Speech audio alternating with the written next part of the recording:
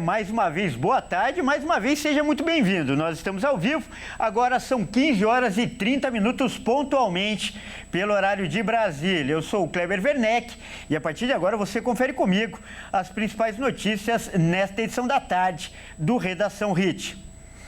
E olha só, você sabia que quando você bebe água engarrafada, aquela água, com garrafinha de plástico, a chance de você ingerir plástico junto é muito grande?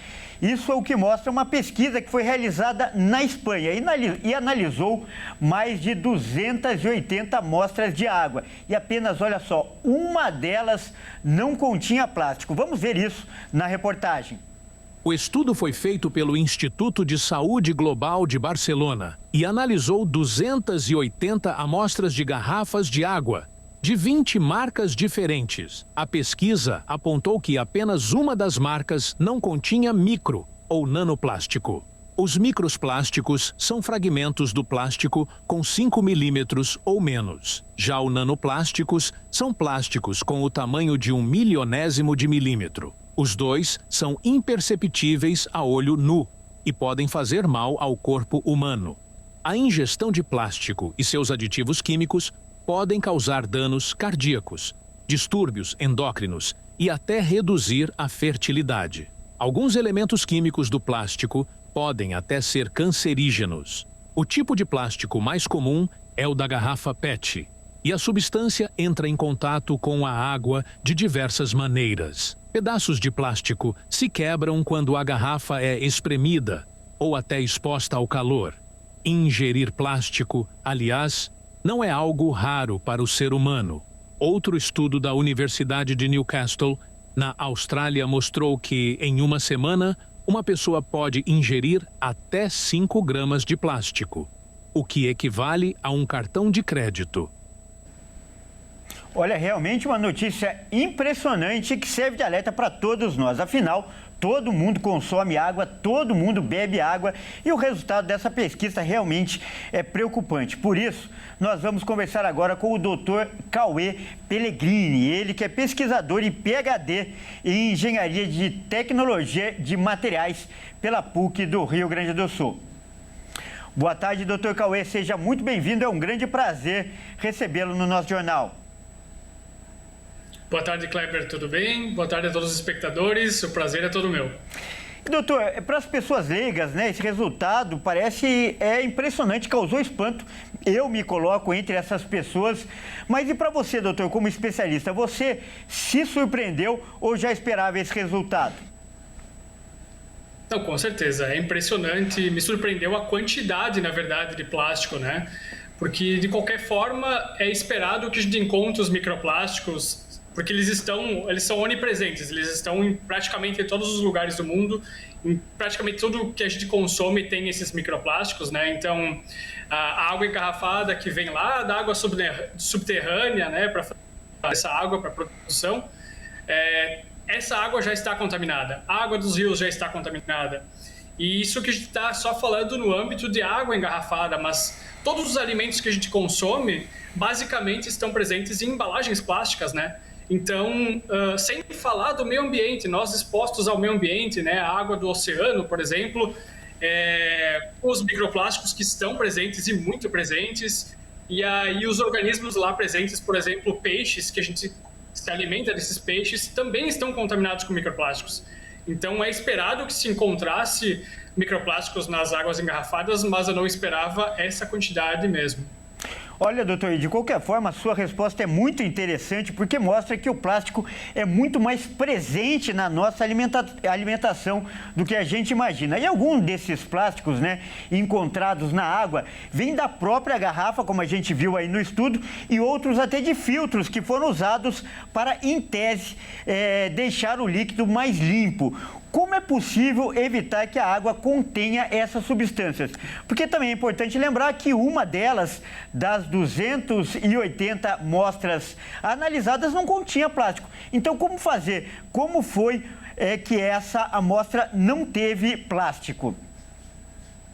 É muito difícil dizer, até porque muito provavelmente essa marca que não apresentou microplásticos provavelmente é de um local de coleta de água muito remoto, né, onde se dificulte muito a contaminação por microplásticos, né? Então, são casos muito específicos, porque hoje, basicamente, o microplástico está presente em água engarrafada, como eu falei, na água da torneira existe também. Então, acho que esse caso dessa marca específica foi de um caso muito específico, de um local provavelmente remoto, em um local do mundo onde seja dificultada a entrada no microplástico. Mas hoje, com a industrialização, com a globalização, com tudo interconectado, esses locais ficam cada vez mais diminutos, né? Bom, já que é difícil não conviver e não ingerir esses microplásticos, essa concentração aí que foi identificada pela pesquisa, ela pode fazer mal à saúde da pessoa? Qual que é aí o parâmetro aceitável? Ela pode causar já mal à saúde. É difícil dizer, porque nessa área de o que pode causar de problemas, ela é super ampla, né? Então, por exemplo, os microplásticos, eles podem adentrar o nosso corpo e se comportar de maneiras diferentes. Isso vai depender do tipo do plástico, vai depender do formato do microplástico, do tamanho. Então, tudo isso acaba se tornando uma área extremamente complexa para se dizer qual que é a concentração mínima para causar algum efeito específico, né? Mas já se avançaram diversos estudos na área e mostra que sim, podem causar efeitos adversos, né?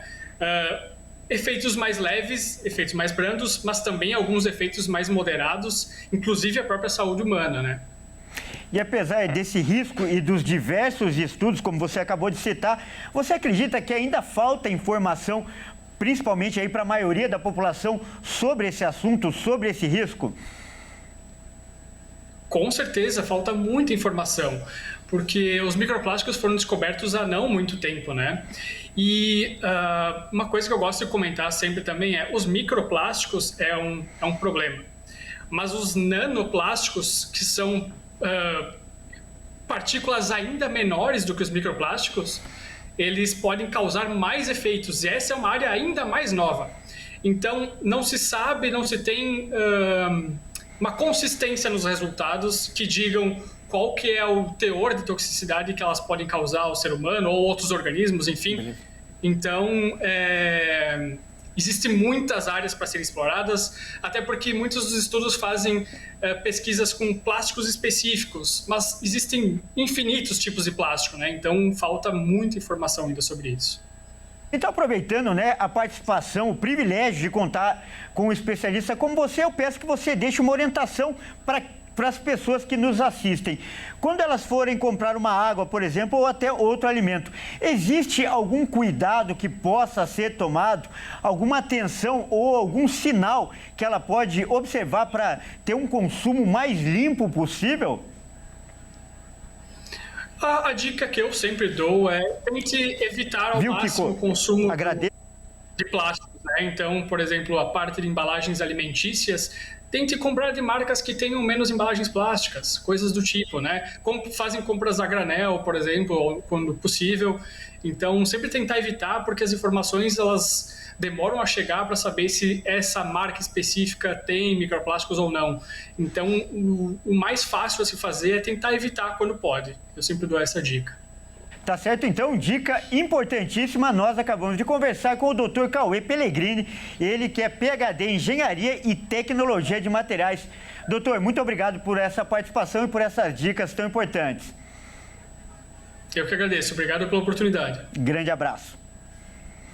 Olha só, a gente vai mudar de assunto para fazer agora o nosso giro de repórteres pelo Brasil para ver o que está rolando no país. Olha só, a gente vai começar aí para falar de uma onda, né? Uma nova onda de calor que deve atingir o país a partir de sexta-feira. E as temperaturas, fica o alerta, podem superar os 40 graus. 7 estados devem ser os mais afetados. E um deles é o Mato Grosso do Sul, de onde a repórter Elisa Lorini vai trazer mais informações agora. A nova onda de calor começa na próxima sexta-feira, dia 28, e deve se estender pelo menos até quarta-feira, dia 5 de março. Neste período, as temperaturas podem passar dos 40 graus em boa parte do centro-sul do país. 7 estados devem ser os mais afetados. São eles o Rio Grande do Sul, Santa Catarina, Paraná, São Paulo, Minas Gerais, Mato Grosso e Mato Grosso do Sul, aqui onde nós estamos. Esta já é a 5ª onda de calor registrada no país este ano e, mais uma vez, Porto Alegre deve ser a capital mais quente no período, com as máximas chegando a 39 graus. Nas regiões leste e na campanha gaúcha, os termômetros devem subir ainda mais, alcançando os 43 graus. O sul do país é o que mais tem sofrido com dias de calor extremo desde o início deste ano, com recordes que não eram observados no estado desde o início dos anos 90. A onda de calor que chega ao país esta semana ainda é uma prévia de como deve ser todo o mês de março. Muito quente em grande parte do país, especialmente no centro-leste e na região amazônica. Meteorologistas atribuem essas condições aos efeitos do fenômeno Laninha, que já estão considerados de baixa intensidade devido aí aos aquecimentos das águas dos oceanos. O Laninha, que facilita a entrada de massas de ar frio e tem influência no regime de chuvas, deve se configurar ao longo de março, voltando a uma fase mais neutra. Somando a isso, uma nova massa de ar quente ganha força entre o norte da Argentina e o Uruguai, com efeitos ao longo da primeira quinzena do mês. Em todas as regiões também estão previstas pancadas de chuvas volumosas até o final de março. É nessa época do ano que também começa na região norte o chamado inverno amazônico, com quase todas as regiões acumulando precipitações muito acima da média, especialmente na costa norte, entre o Amapá e o Pará, que tem muito ativa uma zona de convergência intertropical, que é uma associação de diversos fenômenos meteorológicos que contribuem para a formação de tempestades. Olha aí, pelo menos 8 alunos passaram mal lá no Rio Grande do Sul justamente por causa dessa onda de calor. E quem traz as informações agora é a repórter Kátia Fantin. Temperaturas mais baixas do que 35, 36 graus, os gaúchos já não veem há semanas. Isso porque a sensação térmica está muito mais forte de calor e de abafamento, mais forte do que registram os termômetros encontrados aqui pelas ruas da capital. Nessa semana, o Rio Grande do Sul passa por uma nova onda de calor. Conforme o Instituto Nacional de Meteorologia, os termômetros devem chegar perto dos 40 graus em algumas regiões aqui do estado. O efeito de todo esse calor já está sendo refletido nos alunos das escolas gaúchas, como na cidade de Santa Maria, na região central, onde pelo menos 8 alunos passaram mal nos últimos 2 dias devido a esse calor intenso. Uma das estudantes precisou de atendimento médico. O problema já havia acontecido no dia anterior, quando um adolescente apresentou sintomas como tontura, pressão baixa e mal-estar. A Secretaria de Educação aqui do estado anunciou que as aulas serão mantidas mesmo com a previsão de temperaturas elevadas. A pasta também encaminhou orientações às escolas com medidas de ampliação ao acesso de hidratação, reorganização das aulas e adaptação da merenda, além de adiar ou antecipar o horário de entrada e saída das aulas para os momentos mais quentes do dia. Olha, e o calor tem sido tão intenso que no Rio de Janeiro, inclusive, está sendo discutida uma lei para desobrigar os advogados a usarem terno e gravata. Olha só. E quem vai trazer os detalhes agora é o Anderson Nascimento. A presidente da OAB do Rio de Janeiro, Ana Tereza Basílio, apresentou à deputada estadual Tia Ju, do Republicanos, um projeto de lei que estabelece a dispensa do uso de paletó e gravata para advogados que estejam no exercício da profissão em todo o estado do Rio de Janeiro durante o verão. Além dos tribunais, a entidade quer que a dispensa deste tipo de vestimenta seja válida para todos os locais de atuação dos advogados, como cartórios e demais demais repartições públicas, no período de 10 de dezembro a 31 de março de cada ano. A parlamentar que apoia a iniciativa protocolou a proposta na última terça-feira. Participaram do encontro na Alerj o presidente e o vice-presidente da Comissão de Assuntos Legislativos Estaduais e Municipais da OAB do Rio, José Antônio Fachada, e Ricardo Alves, além do diretor de Defesa da Diversidade, Nélio Giorgini. Ainda neste ano, o Tribunal Federal da 2ª Região havia negado o pedido da OAB para fazer o mesmo nas próprias dependências. Mas, mesmo com a rejeição, a entidade alega que as altas temperaturas somadas à rotina da vida forense favorecem o ambiente prejudicial à saúde dos advogados. A gente muda de assunto agora para lembrar você de uma reportagem que a gente divulgou ontem aqui. Nós mostramos o caso de uma égua, né? Ela foi amarrada e arrastada cruelmente por uma estrada lá do Rio Grande do Sul. Pois bem, hoje nós vamos mostrar um outro caso também de crueldade contra animais. Câmeras de segurança flagraram um cachorro da raça Rottweiler sendo amarrado na traseira de uma caminhonete e também sendo arrastado, só que pelas ruas de Chapecó, em Santa Catarina. Segundo a polícia, o suspeito agiu por vingança. Isso porque o animal dele teria sido atacado e morto por esse cão. Quem traz as informações agora é a repórter Michele Veiga. Imagens revoltantes aqui no estado de Santa Catarina, mais precisamente na cidade de Chapecó, região oeste do estado. Chapecó é a maior cidade dessa região, onde esse Rottweiler acabou sendo filmado, sendo arrastado por uma caminhonete. Tudo aconteceu na noite de sábado, segundo as informações desse homem que acabou cometendo esse ato. Os animais do seu vizinho, que tem uma estrutura ali de empresa, acabaram fugindo e atacando o seu animal doméstico. Ele, por vingança, pegou um dos cachorros, um dos Rottweilers, acabou amarrando ao final dessa caminhonete e o arrastando por algumas ruas ali da sua vizinhança. Tudo isso foi filmado por câmeras de segurança da região e aonde o dono dos cachorros veio e se pronunciou, falando que realmente eles fugiram, mas porque haviam tentado furtar o seu estabelecimento comercial, cortando as grades, e por isso os cachorros acabaram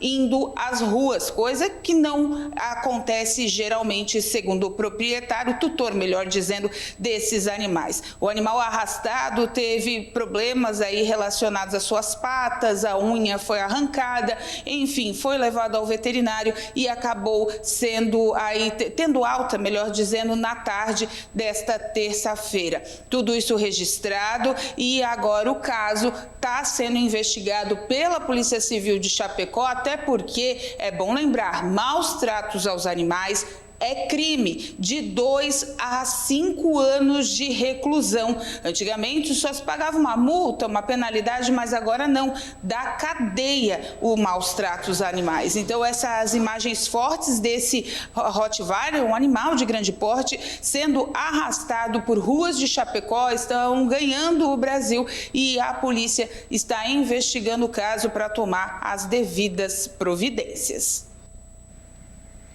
É, como a Michele disse, um caso revoltante e que o responsável, então, seja punido e com rigor. Vamos mudar de assunto agora para falar de mercado de trabalho. O Brasil criou mais de 130 mil empregos com carteira assinada em janeiro deste ano. Porém, o resultado é um dos menores desde 2023. Vamos conferir. O resultado do mês de janeiro deste ano foi um dos piores desde janeiro de 2023. Segundo o Cadastro Geral de Empregados e Desempregados, o CAGED do Ministério do Trabalho, o país gerou 137,3 mil empregos formais no mês de janeiro.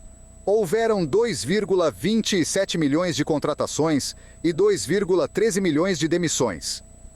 Em comparação com o ano de 2024, o resultado representa uma queda de 20,7%. Os dados também revelaram quais as regiões do país tiveram mais empregos criados. O Sul ficou em primeiro lugar com mais de 65 mil vagas, seguida do Centro-Oeste com 44 mil, o Sudeste com 27 mil e o Norte com mais de 1.900 vagas. Somente a região Nordeste registrou um desempenho negativo, com mais de 2.600 desempregos. Além disso, o CAGED apontou que os cargos formais foram criados em 4 dos 5 setores da economia. O maior número registrado foi no setor da indústria, seguido por serviços, construção e agropecuária. As demissões ocorreram no setor do comércio. De acordo com o ministro do Trabalho e do Emprego, Luiz Marinho, a queda no número de criação de empregos está relacionada à alta dos juros, conduzida pelo Banco Central, instituição responsável pelo controle da inflação. Para ele, não é compensador subir os juros para diminuir o crescimento da economia brasileira e conter as pressões inflacionárias. Bom, e agora é hora da gente falar de esportes aqui no Redação Hit. E quem traz as informações está aqui ao meu lado, bem-vindo, Caio Veríssimo, vai trazer as informações de hoje. A gente vai começar falando de Copa Libertadores da América, isso porque ontem foi dia de zebra, né? Um dos maiores campeões do torneio foi eliminado, Caio. Isso mesmo, Kleber. Mais uma vez, boa tarde a você, boa tarde a todos que nos assistem. Bom, o gigante Boca Juniors da Argentina contratou bastante gente, fez um time forte e conseguiu ser eliminado jogando em casa ainda na pré-Libertadores. Vamos ver. Segundo maior campeão da Taça Libertadores da América, com 6 títulos em sua história, o Boca Juniors vive um dos piores períodos dos últimos tempos e na noite de ontem viu o modesto Alianza Lima, do Peru, invadir a Bombonera e acabar com o sonho do 7º título continental. Nos 90 minutos, o Boca precisava vencer, porque na primeira partida, o Alianza Lima saiu vitorioso por 1-0. Sendo assim, para não se complicar, os argentinos precisariam de uma vitória por 2 gols de diferença para se classificar direto. Mas não foi o que aconteceu. O primeiro tempo terminou empatado em 1-1, e na segunda etapa os hermanos foram para o tudo ou nada e conseguiram o segundo gol. Neste momento, a partida se encaminhava para as penalidades. Até que no último lance do jogo, a bola da vitória chegou aos pés de Cavani, o craque do time, e mesmo sem goleiro, o camisa 10 conseguiu perder, levando o estádio ao lamento. Não teve jeito, a partida foi mesmo para as penalidades. E no último pênalti, o goleiro do Alianza Lima, Guilherme Vizcarra, brilhou ao defender a cobrança decisiva de Alan Velasco, garantindo a classificação dos peruanos. Enquanto os jogadores saíam de campo, a torcida aumentou o volume da voz e protestou contra os jogadores e técnico, pedindo mudança na equipe. Com essa eliminação precoce na Libertadores, já são agora 18 anos sem vencer o campeonato e a oportunidade de se tornar o maior campeão do torneio vai ficar para o próximo ano. Bom, Kleber, vai lembrar também que ontem quem entrou em campo foi o Bahia, né, pela Libertadores, e o tricolor baiano venceu por 3-0 The Strongest da Bolívia, garantindo assim mais um passo para conseguir chegar na fase de grupos, né? Então, o Bahia venceu e venceu bem. Muito bem lembrado, Caio. E hoje tem mais Libertadores, inclusive o Corinthians entra em campo também. Conta pra gente, Caio. Hoje é noite de timão, Kleber. Bom, o Corinthians precisa vencer uma vitória simples para continuar sonhando com vaga na fase de grupos da competição e por isso deve ir com força total para o jogo dessa noite. Nesta quarta, Corinthians e Universidade Central se enfrentam às 21h30, fazendo o segundo e decisivo jogo da segunda fase preliminar da Libertadores, na Neoquímica Arena, em São Paulo. Favorito no confronto, o Timão quer superar a primeira partida ruim, quando ficou no empate por 1-1 na Venezuela. Precisa vencer o confronto para garantir a classificação à próxima fase. O Timão não vence há 3 jogos na temporada e há muita coisa em jogo para o Timão neste confronto. A classificação também vale a certeza de milhões de reais no caixa do clube.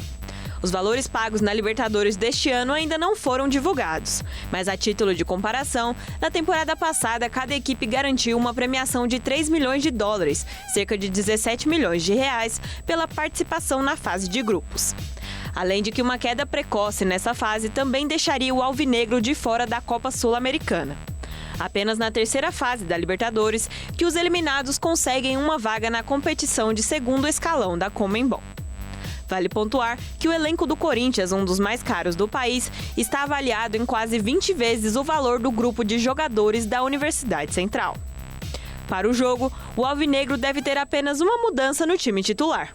Breno Bidon no lugar de Matheus Bidu por uma lateral mais ofensiva. O único desfalque é Ranielli, que se lesionou no jogo de ida e vai ficar 1 mês fora. O time venezuelano vem ao Brasil sem pressão. Após segurar o empate em Caracas, a equipe tentará a façanha de eliminar um campeão da Libertadores fora de seus domínios logo na sua primeira participação no torneio. A Universidade Central venceu seus 2 últimos jogos no Campeonato Nacional e chega embalado para o duelo em Itaquera. Quem for para a terceira fase enfrenta o vencedor do duelo entre Barcelona de Guayaquil e El Nacional. E, cara, talvez o maior reforço, a maior arma do Corinthians não esteja dentro de campo, mas fora dele, né? A torcida. Exatamente, Kleber. Bom, um ranking de torcidas mostrou que o Timão tem a maior média de público nos estádios do Brasil. Mais de 40 mil corintianos por jogo. Vamos ver quem mais aparece nessa lista. O torcedor corintiano está fazendo jus ao nome Fiel Torcida. O Corinthians é o time da Série A com a maior média de público durante os estaduais de 2025. O Alvinegro Paulista é o único clube brasileiro a manter média acima de 40 mil torcedores por jogo. O Flamengo, que também tem uma das maiores torcidas do país, não aparece nem no top 5. Isso porque os rubro-negros estão deixando de comparecer aos jogos por causa do alto valor dos ingressos. Assim, o Timão lidera o ranking com média de 43.450 torcedores por jogo. O Cruzeiro registrou 34.701 torcedores por partida. Na sequência vem o Palmeiras, com 26.215 torcedores alviverdes por jogo. E a torcida tricolor aparece em quarto lugar, com média de 24.875 torcedores. Fechando o top 5 está o Grêmio, com média de 24.561 torcedores por partida. A torcida do Corinthians vai quebrar outro recorde muito importante em Itaquera. A partida de hoje pela Libertadores será a 25ª partida seguida que a Neoquímica Arena recebe mais de 40 mil torcedores. O maior público foi neste ano no clássico contra o Santos. 47.695 corintianos assistiram à vitória por 2-1 na Neoquímica Arena. E a menor plateia foi no Campeonato Brasileiro do ano passado contra o RB Bragantino, com 42.018 torcedores. Bom, é isso, Kleber. Um abraço a você, a todos que nos assistem. Eu fico por aqui. Muito obrigado pelas informações e até amanhã, Caio. Até. Bom, e a gente vai mudar de assunto para falar que uma pesquisa mostra que os brasileiros, olha só, têm cozinhado mais em casa como forma de driblar a inflação. Vamos conferir na reportagem. Os brasileiros estão mudando a forma como gastam com a alimentação, gastando menos em bares e restaurantes e cozinhando mais em casa. É o que mostra uma pesquisa feita por uma empresa de vale-refeição. O período analisado foi de janeiro a novembro de 2024. Nesses meses, os gastos das pessoas em padarias caiu 14%. Em lanchonete, a queda foi de 18% e em restaurante foi de 29%. Em bares, o consumo caiu mais de 32%. Por outro lado, as despesas com consumidores com alimentos nos supermercados, mini-mercados e em especiais as mercearias tiveram um crescimento de 113%. Ou seja, as pessoas estão preferindo preparar a comida em casa. E o motivo dessa mudança de comportamento é a inflação no preço dos alimentos, que torna mais barato preparar a refeição no lar. Então a dica da pesquisa é escolher uma boa receita e ficar em casa. E quem sabe ainda com um dinheiro economizado não dê para fazer uma sobremesa. É isso mesmo, e essa edição fica por aqui. Eu agradeço demais pela sua companhia. E você que não é de São Paulo, não nos acompanha pela Rede TV, fique agora com a sua programação local. Ótima tarde e até mais.